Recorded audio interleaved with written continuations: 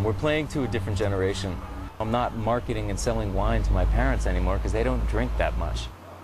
And I'm not really afraid of like ruffling the feathers. I mean, there's such competition in the wine business, you know, what are you going to do to stand out anyway? You know, you can be like everybody else and try to stand in that crowd, but you know, to be a flare in the night, you got to be a little bit different. And it's been nothing but successful. So let's push the envelope and do things differently. Let's push people in a new direction. Let's turn them on to something new. Then you've got an audience. A key element in creating this very different style of wine business is marketing. Christian uses the bottles, labels and packaging of his wines in a radical, highly unorthodox way. They violate every rule of marketing. You know, they're completely different packaging. Only on the back label does it say at one little place, Four Vines Winery. But, you know, people seek it out because it's wild, because it's crazy. It's like, it's got my tattoo on the label. This is, you know, the anarchy symbol was tagged all over New York City and the UK in the late 70s, and was a complete movement against, you know, the corruption of society and whatnot. And it really stood out to me as like shaking the roots of the core institution of what the wine business was. Here's something totally different, in your face, deal with it, you know? As for Christian himself, he isn't sure that the Paso Robles region can monopolize the cutting edge forever, but feels being a trailblazer has been its own reward. It's just a matter of time before other regions find what they're going to do and get cutting edge and excel. But it's that discovery process, and it's the public having to be willing to go and adventure and do that. You know, the standard MO, the people that are always pushing the envelope are always going to have the best time. The guys that write the travel books, that everybody else is going to then go and beat that path down, okay, they're the ones that found the magic. So it's about finding the magic, whether it's in restaurants, whether it's in making wine, drinking wine, whether it's in travel or it's experiencing life. Definitely go the road less traveled. You will have a better experience.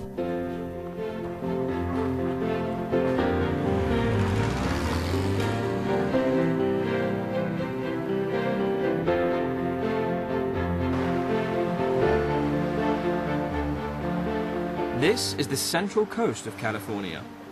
One of its main cities is Santa Barbara, and where Paso Robles is the epicenter of a new frontier in wine, Santa Barbara has become an important center for a new food movement. The slow food movement is a reaction to fast food. It started in Europe, and here in Santa Barbara, it's actually a woman from France who's one of its most passionate advocates. Slow food is only important if you care about your quality of life. Okay, so I grew up in a family where we had very few luxuries. We were a working class French family, and food, you know, good food and sitting together with our family and friends and eating together and drinking good wine and laughing together was really our only luxury. And then I came here to the richest country in the world, and I saw how people were eating. And I went, wait a minute, you know, you guys have the worst food I've ever tasted. It doesn't make sense. You've got all this money, what are you doing with it? And what slow food does is that it brings us back to these really simple values of, you know, conviviality and togetherness and the rhythm of the seasons and paying attention to where our food comes from and the biodiversity and the history that's associated with the culinary traditions.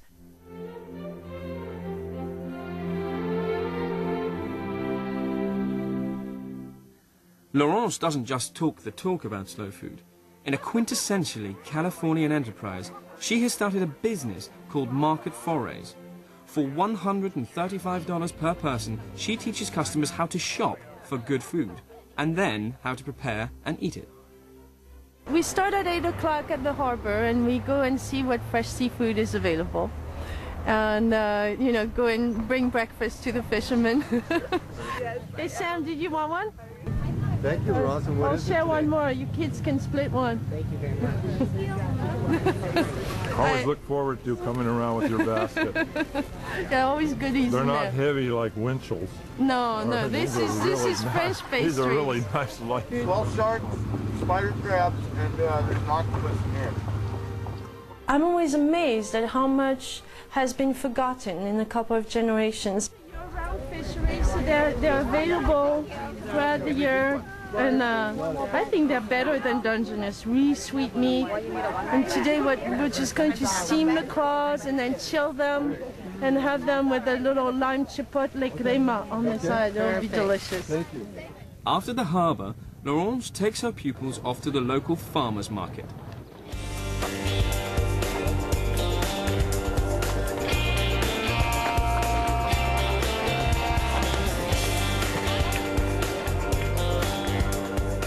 What I'm doing with the market forays is it's a cooking class that starts with learning how to shop. So how to shop for fresh produce. So when we go to the farmer's market and you're shopping for strawberries, you know, you don't shop with your eyes, you shop with your nose. You close your eyes and you just kind of sniff until you come close enough, you know, to the ones that really are worth eating. These are not ready to eat. We'll try and find some that are ready, and then you can taste them. Aren't they beautiful? So this is a fruit. It's incredibly sweet. The inside tastes like pineapple, mango, vanilla custard. Banana. It's so yummy. It's so delicious. These are called dragon's tongue. Fantastic. I just ate something that I would never have even picked off the ground, and it tasted like bananas. It was amazing. So this is exciting. Get your vitamin C straight from the tree. Come and try. Late season blood oranges. More charred, but there's wonderful berry flavor. I'm going to get some of these. What is this? Purslane, it's a weed that's a vegetable.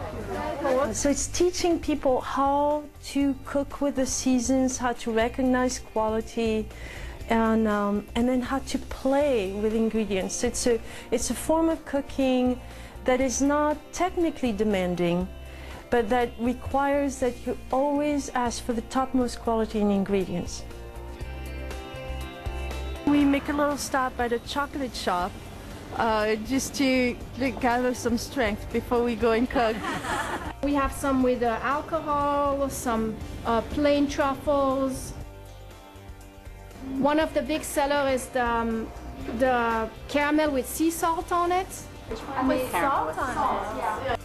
Think of chili flakes and with a little bite of chocolate. That would be delicious.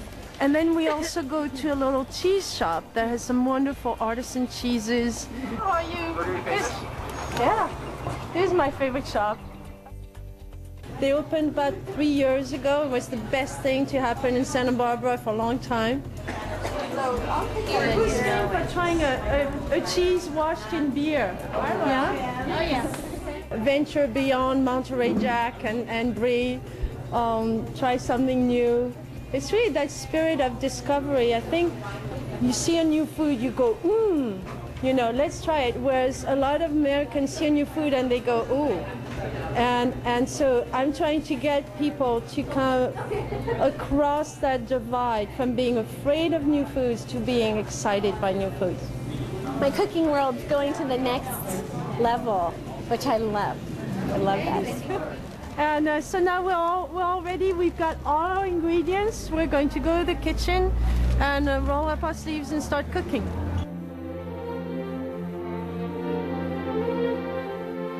I think the reason that slow food is catching on, first of all, it tastes good.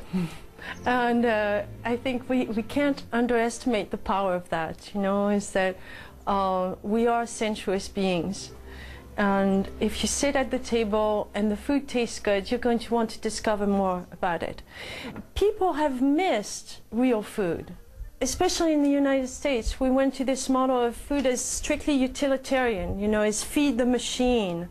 And it doesn't satisfy you, and people got fat and people got sick and they got unhappy and depressed and popping pills.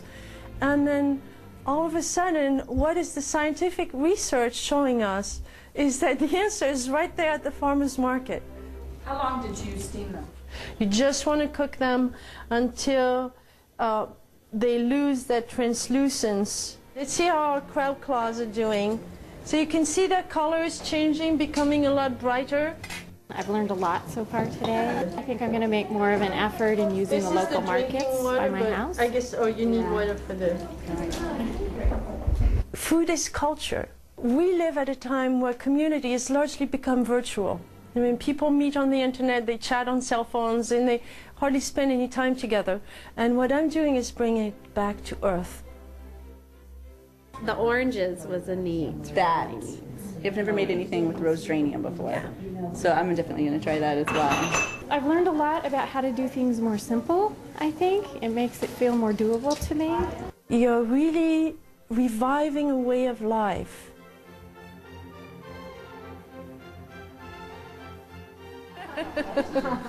So, cheers everyone. People are looking for a way to reconnect. And so that's what I'm bringing to them. That's why I think it's cutting edge.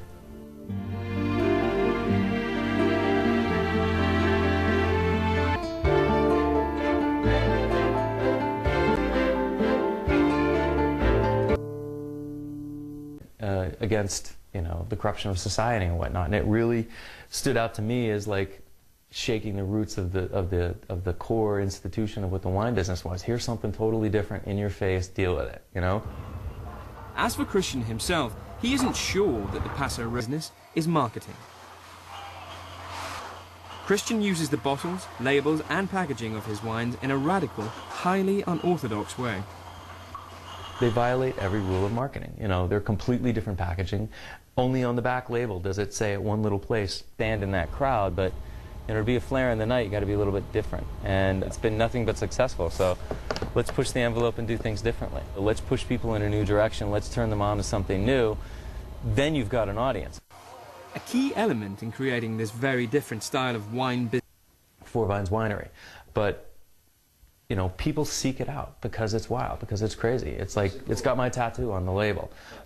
This is, you know, the anarchy symbol was tagged all over New York City and the UK in the late 70s and was a complete movement. We're playing to a different generation.